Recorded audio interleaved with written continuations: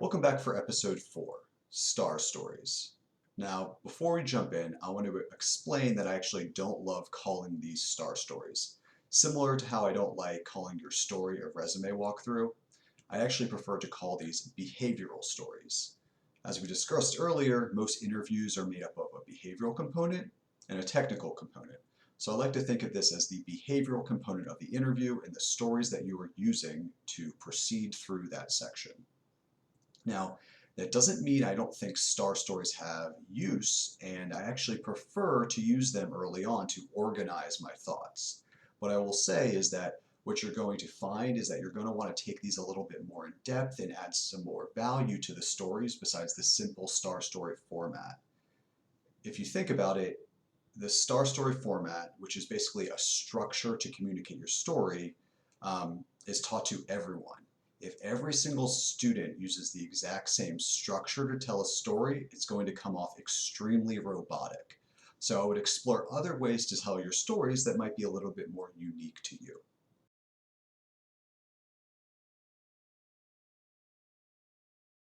Okay, section 1. What is a behavioral story? Essentially, a behavioral story is your way of answering the question asked during the behavioral portion of an interview. As we discussed, most interviews have a behavioral component and a technical component, but you might find you also use them in certain circumstances like coffee chats or just other networking opportunities. Now, what I'll say is behavioral stories encompass a lot of different types of stories. The ones you might see prior to an interview might be stories such as why an MBA or why are you interested in the company or the industry you are applying to. So it's a little bit different. I want to section off those types of behavioral stories versus the stories you might see more in an interview, which is what we're going to focus here as we go forward. And ideally, it should answer the question the individual is asking you directly. And I will talk a little bit more about that, but often you have a pre-rehearsed story that you try to fit to their question. There can be a lot of issues about that, so we'll discuss what that looks like.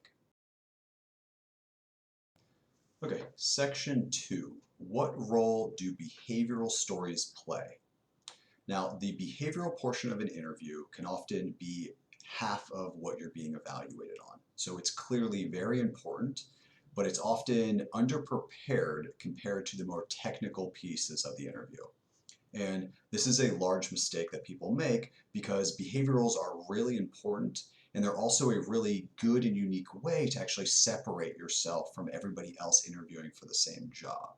So make sure you do give it the time it needs. I know I'm talking about behavioral stories that are prepared for the interview, but the reason I'm talking about them now is that they're going to take you from now to the interview to prepare them well enough, especially because you need more than just a couple.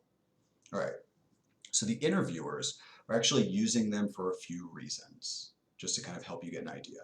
So they want to obviously get to know you better and your background. That's kind of the most obvious thing they're trying to do with this. But some of the other items is they want to understand how you think through situations. So it's important that you explain that to them.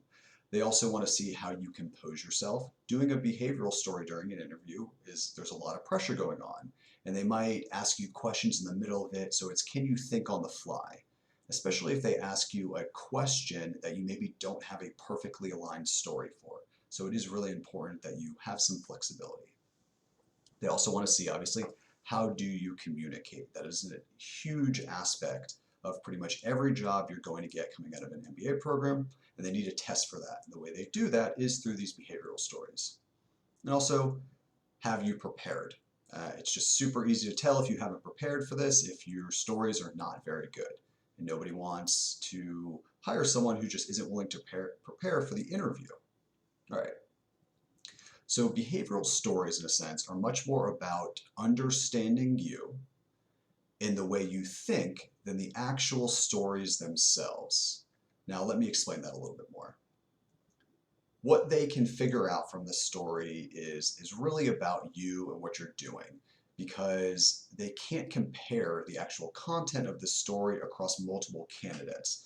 Everyone's going to have a lot different stories that are doing different things. But what they can try to understand is, what are you doing in this situation, or how are you thinking about it?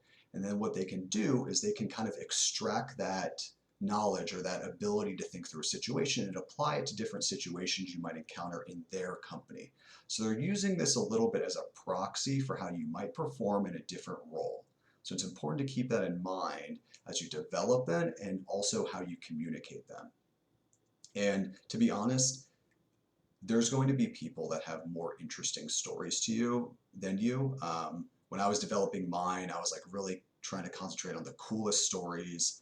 What I recognize is like some of the people I theoretically could be interviewing against are rocket scientists or professional athletes. They're just going to have cooler stories. But that's not really what the interviewer cares about. They want to understand what I'm doing, what I'm thinking. So focus on those elements and not the wow factor of the story.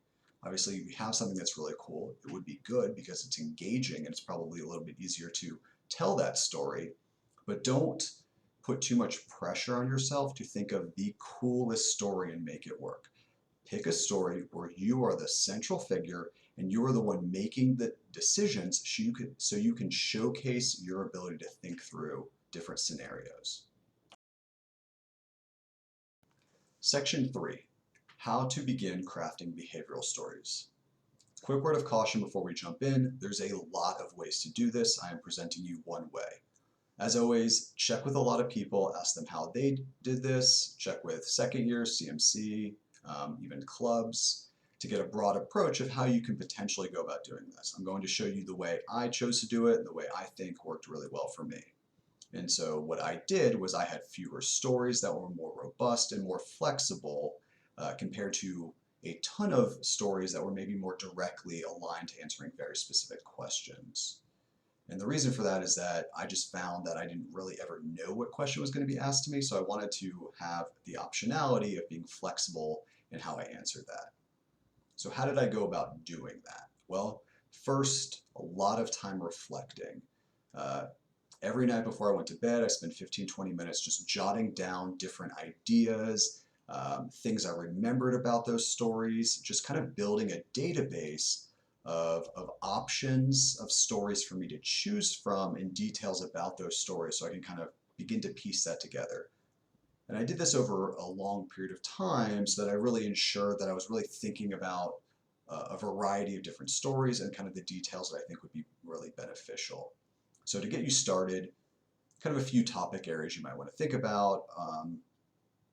Just using data or analyzing data to make decisions, times you're leading teams, times you were kind of convincing people to do things, or even just solving hard problems, showcasing that. I think that's a good place to start. You'll likely want to build out stories that fit more questions as well. Important to note, if the story you develop only fits one very specific question, it's probably not going to be a good story because it's very unlikely in an interview you're going to get asked a question the very specific way you prepared a story for. So always build in some flexibility. All right, so getting back. What I did is I had a kind of arsenal of stories to choose from. I'd say you want at least kind of 10 just kind of high-level concepts of things you could really build a story off of. And you really want to focus on times where you are taking action to do something. And I really do believe you can kind of pull from anything in your past. So it could be professional or personal. The one caveat to that is I wouldn't use MBA stories. So like a story about your core team. The reason for that is everyone they're interviewing is an MBA. A lot of people tend to use MBA stories. It's just kind of not individual. It's not different. It's also like you should be able to showcase your past. And if you're using an MBA story, you're basically telling me what you did in the past wasn't good enough to represent in this story. So I would avoid that. The other thing is that if your stories involve somebody telling you to do something and you just doing it, that's not a good story. You need to be the decision maker. You need to be the person who's actually the one thinking about why you should do something. All right. So as you kind of do this, obviously keep taking notes over time. And once you have your 10, This is when I recommend beginning to organize them in the STAR method. So this is when the STAR method is actually useful. So what does the STAR stand for? All right, so it's an organizational method. Situation, so what's kind of going on, the task, what are you supposed to be doing, the action, what do you actually do, and the result, what happened because of the action you took.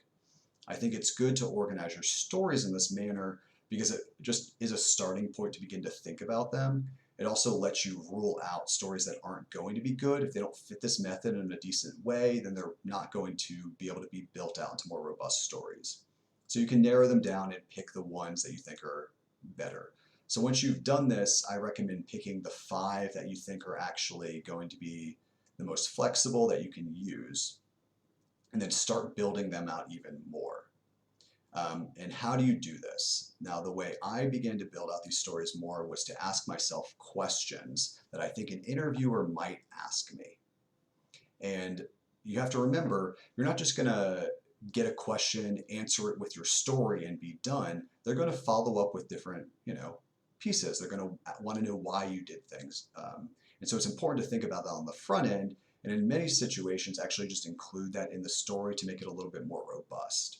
So some questions, an example of things that I were to kind of ask myself about each story that I began to develop was, why did you actually do this or take this course of action? What did you learn from doing this, and how did you apply that going forward? How did people around you react? And also, how did you convince them to do what you wanted them to do in the situation? And really anything else you think is important or that you possibly can be asked is worth thinking about that on the front end. You don't want to get into a situation where you tell your story, you're asked a question, you have no idea how to answer that question. That is not going to be a good situation. You're already in a high stress environment. Do not put more stress on yourself. So what this means is that you really need to practice, practice, practice, and give yourself time. Section 4, what I did as an example. Now, I'm going to use a story from my undergrad days working in a research lab, and I generally use this story to answer questions having to do with data and solving problems, but if I told it a different way, I could probably answer a whole host of other questions that could be asked.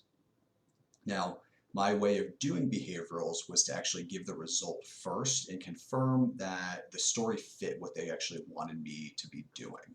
So if they asked me a question about, using data or something like that, what I would say was I would love to tell you about a time that I used data in a unique way to save an experiment.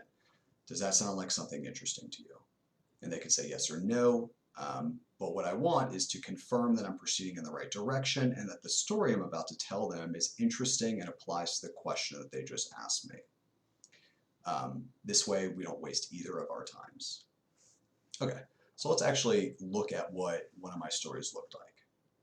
So I used to work in a research lab where I actually oversaw all the data aggregation and organization.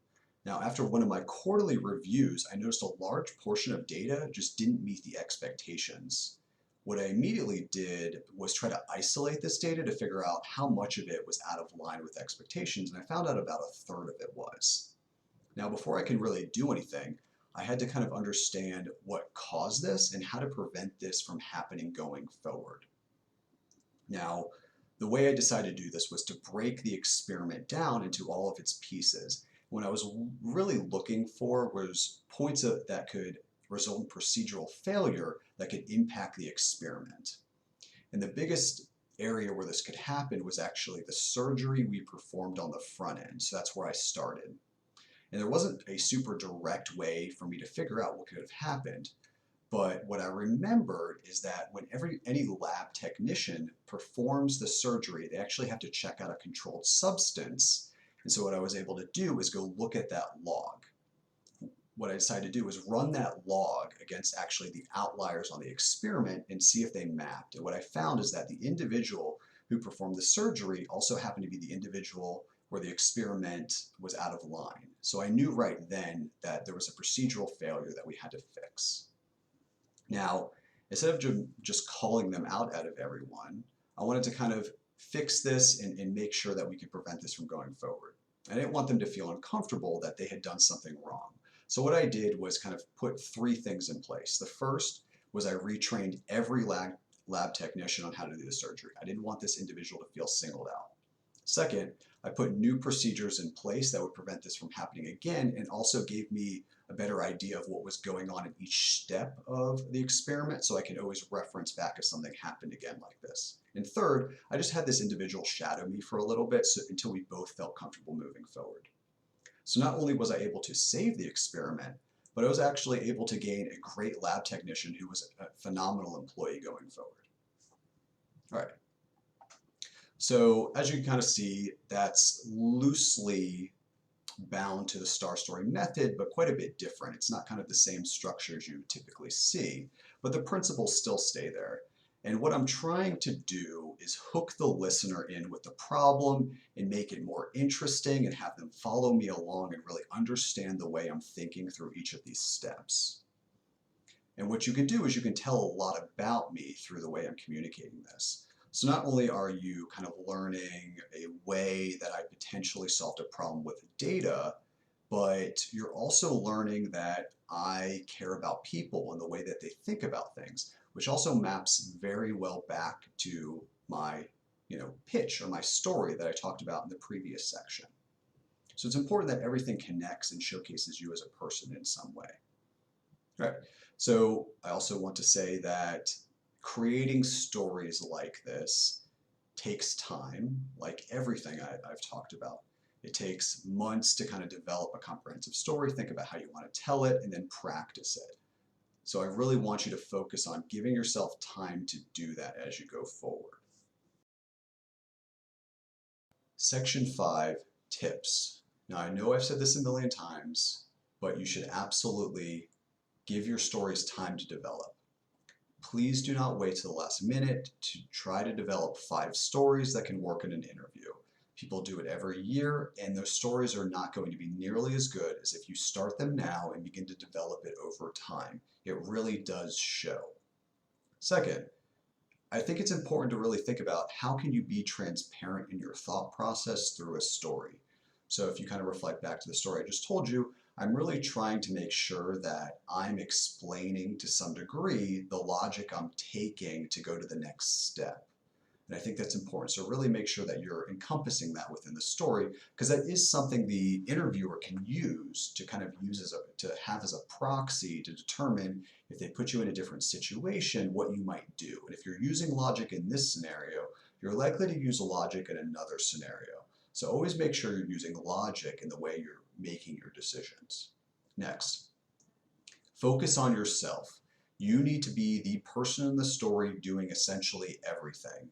If you are not, then it's probably not a story you want to use. If you're just a part of a story or you're a secondary character, I don't want to hear that story.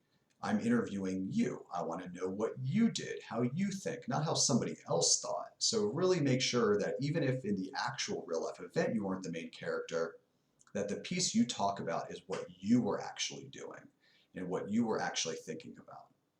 And finally, as I've kind of touched upon, stories win. The content is one component. You could probably say the story I just told was kind of boring in content, to be honest with you, but you need to focus on actually engaging in the way you're telling that story. I try to make that story more interesting by the way I'm kind of hooking the listener, building up the problem, things like that, and proceeding forward to where it's in some ways just a more interesting story the way I'm telling it. So this is the last episode of the introduction portion of the series. The next portion is going to be actually classmate interviews. So I'm going to be interviewing some of my classmates, asking them some general questions. And I'm going to try to do enough of these that I cover the major industries that you might be looking to recruit at. Of course, I can't cover every single industry. There's just too many. And what I want you to take away from these is not, oh my gosh, do I know everything about this industry? It's, am I interested enough in this industry to now proceed forward to get more information?